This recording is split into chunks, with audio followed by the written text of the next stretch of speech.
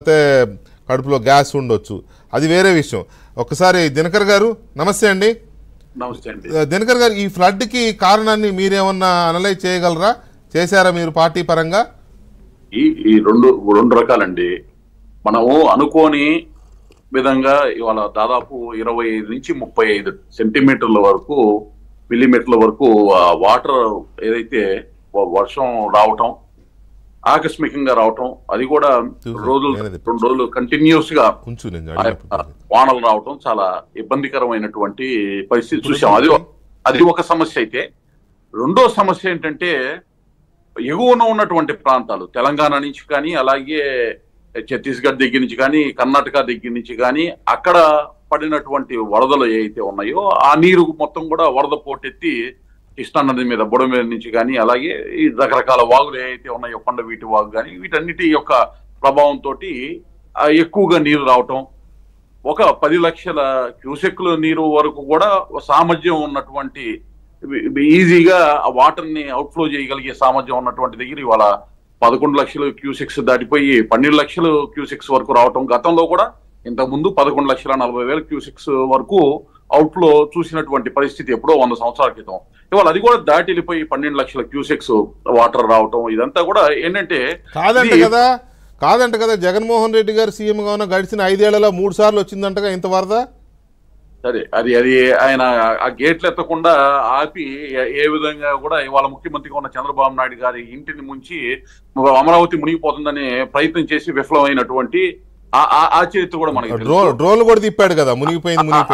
ఆ చరిత్ర కూడా తెలిసి ఇవాళ మరి 12 లక్షల క్యూసెక్లు నీరు వచ్చినా గానీ మరి ఆ రోజు అంత ప్రయత్నం చేసినటువంటి జగన్మోహన్ రెడ్డి ఈ రోజు ఎందుకు చేయలేదు అంటే, ఏ వాస్తవాల్ని తొక్కిపట్టే విధంగా అబద్ధ ప్రచారాలతోటి చేసేటటువంటి కార్యాచరణ ఏదైతే ఉందో ప్రజలు నమ్మరు, విశ్వసించరు అనేది తేలిపోయింది 2024 ఎన్నికల్లో. ఇవాళ వరుసగా చూస్తే ఇవాళ విజయవాడ కృష్ణానది ఒడ్డున ఆనుకొని ఒక 140 కోట్లతోటి ఒక రివిట్మెంట్ ని ఏది ఆ వాటర్ బయటికి రాకుండా ఇటువంటి వరదలు వచ్చినప్పుడు ప్రమాదాన్ని కాపాడటం కోసం 2016-17 సంవత్సరంలో నాటి ప్రభుత్వం ఎన్డీఏ ప్రభుత్వం నాటి ముఖ్యమంత్రి చంద్రబాబు నాయుడు గారు దాన్ని స్టార్ట్ చేయడం జరిగింది. దాదాపు ఒక 40 పైగా పూర్తి చేశారు.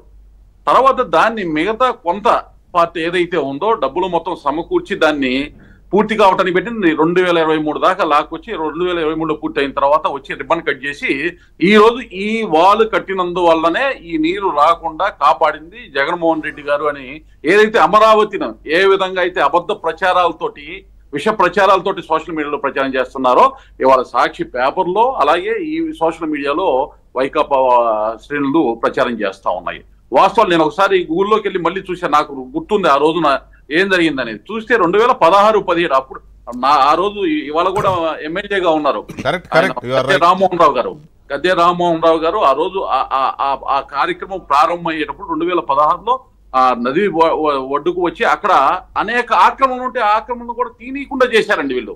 ఆక్రమణలు తీనీయకుండా రాజకీయంగా అడ్డుకునేటటువంటి పని చేశారండి. ఆ రోజు అడ్డుకున్నారు, అక్కడికి వెళ్ళి ఆ ఇళ్ల వాళ్ళని రెచ్చగొట్టారు, గుడిసెలు వేసుకున్న వాళ్ళని రెచ్చగొట్టి ప్రభుత్వానికి వ్యతిరేకంగా గొడవ చేయించే ప్రయత్నం చేశారు. ఆల్మోస్ట్ రిటైనింగ్ వాళ్ళు అంతా ఆల్మోస్ట్ పూర్తయి ఇంకొంచెం బ్యాలెన్స్ ఉండగా గవర్నమెంట్ మారింది. ఒక విషయం క్లియర్, ఆ బ్యాలెన్స్ దాన్ని 2023 గవర్నమెంట్ ఇంకో 1 ఇయర్ దిగిపోతుండగా జగన్మోహన్ రెడ్డి గారు మళ్ళీ ఫ్లడ్స్ వస్తే ఆ ఫ్లడ్స్ వచ్చిన టైంలో దాన్ని పూర్తి చేశాడు. అంతవరకు ఓకే. దానికి ఏదో మొత్తం ఎవడో పెట్టాడు, ఎవరో ఒక ఆయన గ్రేట్ వాల్ ఆఫ్ కృష్ణలంక అని పెట్టారు, ఫోటో పెట్టారు. అదే ఒకటి ప్రజలకు కూడా గుర్తు చేయాలా, ఈ అబద్ధం ఎంత అబద్ధం అంటే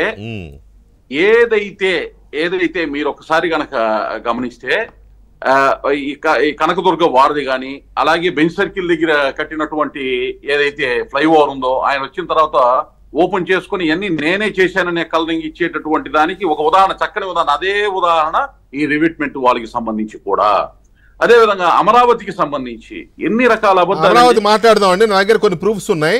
అమరావతి టాపిక్ లోకి వెళ్లే ముందు ఒక చిన్న బ్రేక్ తీసుకుంటాను, ఎందుకంటే మన బాలకోటయ్య గారు కూడా విజయవాడ జగ్గైపేట వాస్తవ్యులు కాబట్టి ఆ జర్నలిస్ట్గా పనిచేసిన అనుభవం, విజయవాడకు వచ్చే వరదలు, అక్కడ ఏం జరుగుతుంది, ఎప్పుడు ఎన్నిసార్లు వరదలు వచ్చాయి, అప్పుడు వరదలు